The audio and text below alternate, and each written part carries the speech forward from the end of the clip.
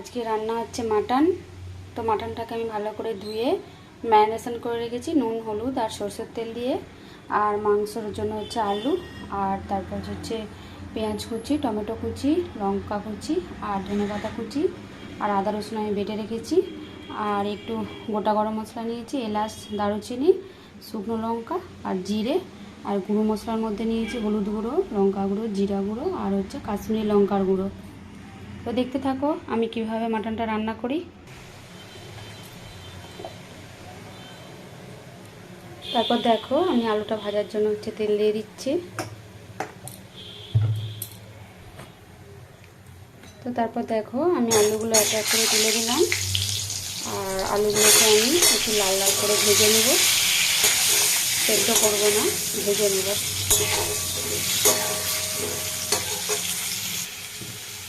দেখো আলুগুলো লাল লাল হয়ে ভাজা হয়ে গেছে, এবার আমি তুলে নেব। তারপর দেখো এতে আমি আর একটু তেল দিয়ে নিচ্ছি।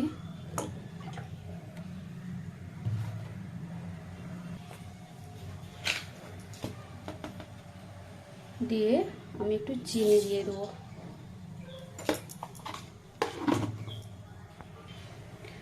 এরপর আমি গোটা মশলাগুলো এক এক করে দিয়ে দেবো।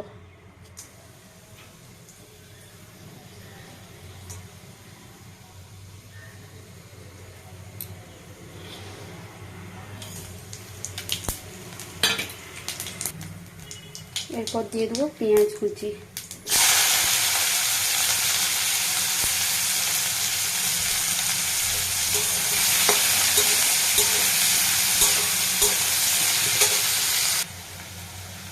এরপর দিয়ে দেবো রসুন বাটা।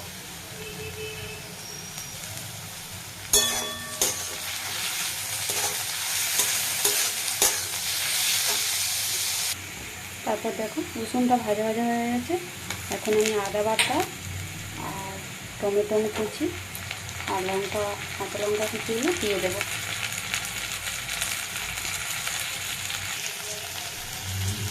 এবার আমি গুঁড়ো মশলাগুলো দিয়ে দেবো সব।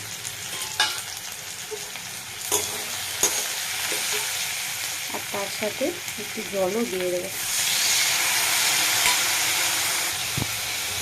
দেখো মশলাটা আমার কষানো হয়ে গেছে, এরপর আমি মাংসটা দিয়ে দেবো।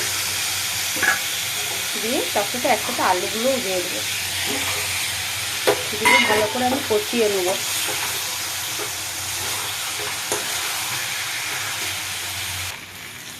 আর দেখো মাটনটা আমার কষানো হয়ে গেছে, আর এরপর আমি গরম জল দিয়ে দেবো।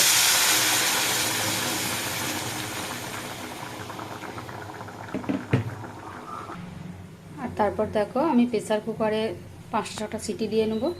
তার জন্য আমি প্রেসার কুকারটা গ্যাসে বসিয়ে দিয়েছি। এবার আস্তে আস্তে করে মাংসের ঝোলটা প্রেসার কুকারে তুলে দেবো।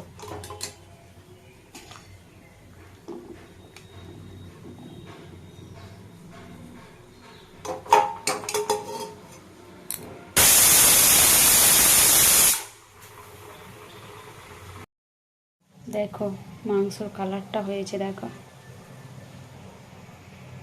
আমি ধনে পাতাগুলো দিয়ে দেবো।